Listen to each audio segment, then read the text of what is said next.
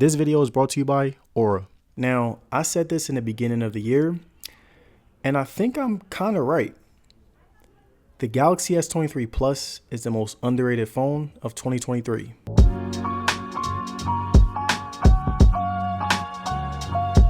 Now, I've already told you guys why the S23 Plus will go under a lot of people's radar. It's pretty expensive when compared to the S23. It has a 1080p display, which many people wish was better. The promotion for it was damn near non-existent in the US, and it's in a very awkward position because the S23 and S23 Ultra are the real stars of the lineup. And I'm kind of sad that I was right because the S23 Plus is a really good phone, but I don't think that Samsung is really trying to make it compete with the other phones. Ever since I've been making S22 Plus and S21 Plus videos, many people have always had the same complaints, and I'm pretty sure that Samsung sees them but refuses to do anything about it. Like with the Galaxy S23, they were able to fix most of the things that people were complaining about on the S22, but as time goes on, I feel like they kind of continue to ignore the Plus series and instead just release it, basically hoping that it sticks to the wall and they strike gold. And even though I've been kind of mad that Samsung hasn't put on the Plus series like they should, I still feel like it has a ton of potential and a bunch of people that want to see it do better, myself included. And in this video, I will be sharing my experience with the Galaxy S23 Plus to show you guys how it's holding up after 9 months of use. Now, the Galaxy S23 Plus has been holding up very well all across the board, and personally, my favorite part about this phone is that it has a big, punchy, vibrant display that still looks really good. And I know that this phone caught a lot of flack for having a 1080p resolution instead of 1440, but in person, whenever you watch a video or scroll through an app, you won't even notice it. A lot of people like to look at specs to judge a phone, but my motto has always been to use the phone first, get a true feel of it, and then if the bad spec translates into real life, then you can judge instead of spamming the same comments that other people who haven't even used the phone often say. And I personally feel like we should give the same criticism to Apple. They're putting a 60Hz refresh rate on a $900 phone, so if you are going to hang that above the S23 Plus's head,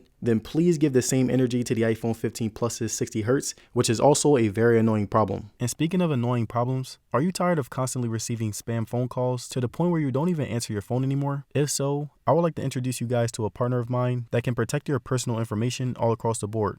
Aura. Aura is an easy-to-use app that includes everything that you need to stay safe online. Aura protects you from scammers and hackers by scanning the so-called dark web, where criminals sell stolen information, looking for your emails, passwords, phone number, and social security numbers. And it alerts you very fast if it finds anything. Aura also let me know that my information was on its way to the dark web, and this is why apps like Aura are important to me. It keeps my info safe and secure while adding extra features that other services don't have. They help you fight back against those annoying websites that make your personal information public by automatically requesting removal of your info, and this helps reduce robocalls. Aura gives you real-time alerts on suspicious credit inquiries, like if someone was opening a loan or credit card in your name. Their VPN allows you to stay anonymous online by keeping your browsing history and personal information safe and encrypted. And many data brokers are making a fortune selling your information to robocallers, spammers, and others who want to know more about you, like where you live at. Aura can identify data brokers exposing your info and submit opt-out requests on your behalf. Brokers are legally required to remove your info if you ask them to, but they make it super hard to do. And they protect your devices from viruses, malware, spyware,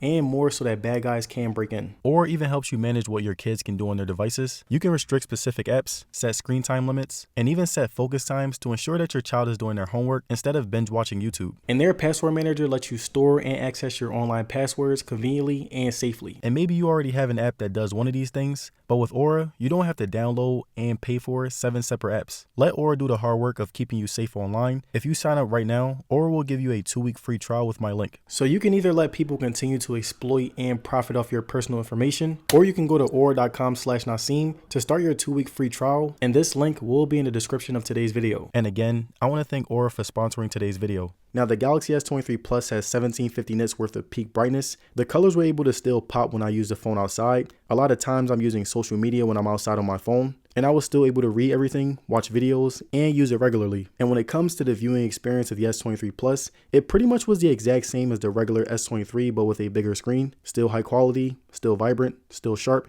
and still provided an amazing experience. The size greatly enhanced all of its attributes. One of my favorite things to do on my phone is watch YouTube, and the big, wide, flat display not only created great aesthetics, but also a tablet-like experience. The Dolby Atmos speakers made watching movies on the display even better, and personally, the Galaxy S23 series has the best speakers in the game as far as I'm concerned. The responsiveness mixed in with that 120Hz refresh rate gave me the classic Samsung robot feel. It feels like an incredibly fast machine that responds sharply to my every move, and I've always preferred the faster scroll feel. Now, going further into size, I love how the S23 Plus was able to make the most out of the 6.6-inch display, from the very small hole punch camera to the ability to use swipe gestures, all the way down to having very small bezels and a flat display. The S23 Plus is a phone that has arguably one of the best displays in its price range, and the 1080p display didn't bother me in the slightest and is still holding up very well. The fingerprint sensor was the best in the game, it will never mess up, and it was lightning fast, which is why it is my preferred way of unlocking my phone. The facial recognition is also one of the best in the game. It's still not as good as the iPhone 15 Plus, but it is the closest to it in my opinion. Now when it comes to design, the S23 Plus is arguably my personal favorite when compared to the Galaxy S23 Ultra. It feels more comfortable to hold because it's a more rounded frame, and it still knows when and where to have that sharpness. And despite it being the same in materials, the S23 Plus just feels like it wants to be more comfortable to hold, especially since the S23 Ultra is sharp all around, and the S23 Plus has a flat display, which is always better than a curved one in my opinion. The S23 Plus also has Gorilla Glass Victus on the display and back, and I haven't had many drops, but whenever I did, it would usually be in the house. My display has not had any scratches, the back and sides have little to no scratches, and I'm very happy that my phone still looks new after 9 months of use. And my favorite part about the design is that just like the S23 and S23 Ultra, the S23 Plus has that matte look and feel on the back,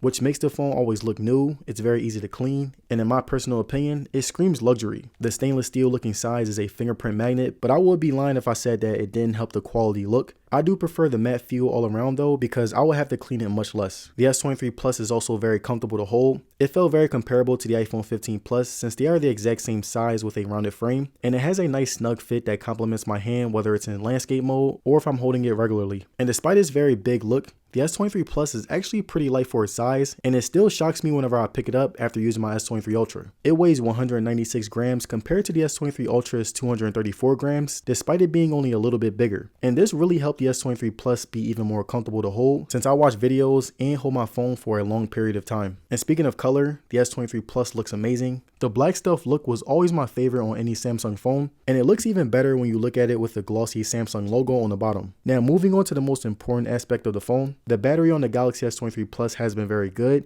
and has been treating me very well over the past 9 months. As I said before, I'm mainly on my phone scrolling through social media, watching YouTube videos, and doing simple things like texting, making phone calls, and replying to emails. I don't really do too much on my phone anymore. I'm not getting 8+ hours of screen time on it, and I'm not going too crazy with gaming on it, and I have dedicated myself to using my phone like a normal person. I usually get around 5 to 6 hours of screen time with mine. This also includes playing music while I'm in the gym, and at the end of the day, I still have battery left, which is pretty much all you need in a phone. So if you're someone who really wants to test the limit of the S23 Plus's battery, I would say that you're better off getting the S23 Ultra, since that phone is more for power users. And when it comes to charging, the S23 Plus supports 45-watt fast charging, which I had no problems with. It charges from 0 to 100 in just under an hour, and it mainly came in handy whenever I would forget to charge my phone overnight. I would hop in the shower, and by the time I was done, my phone is on 100%. And honestly, that is one of the best attributes of owning a Galaxy S23 Plus. It has a really good battery life, and when your phone is finally about to die, it charges back up very quick. Now getting more into the insides of the S23 Plus, the Snapdragon Gen 2 chip has been holding up very well, and despite me gaming much less on it compared to the past, whenever I do decide to play Asphalt 9, it performs very well. And mind you, when I'm playing heavy games on it, there's no noise, it doesn't get extremely hot after a while of playing, and I felt very comfortable throwing any app at it that I could.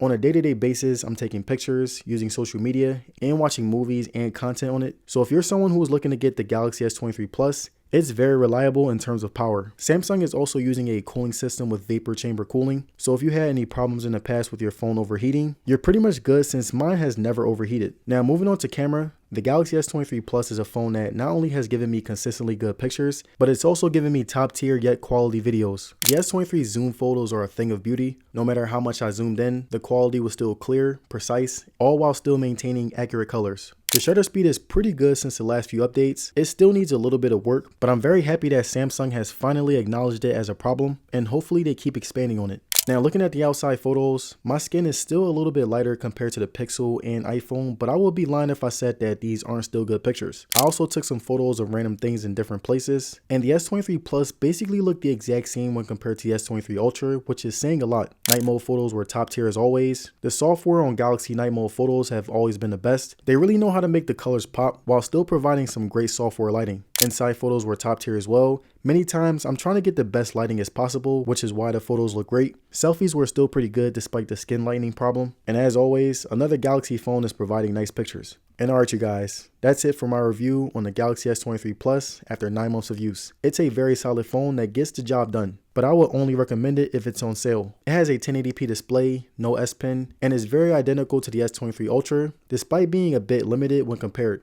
And I think that if you want to get this phone for $600 to $700, then that is the ultimate steal. And let me know down below in the comments, would you buy the Galaxy S23 Plus at full price? Let me know. And again, I want to thank you guys for watching today's video, and I'm going to see you guys in the next one. Peace.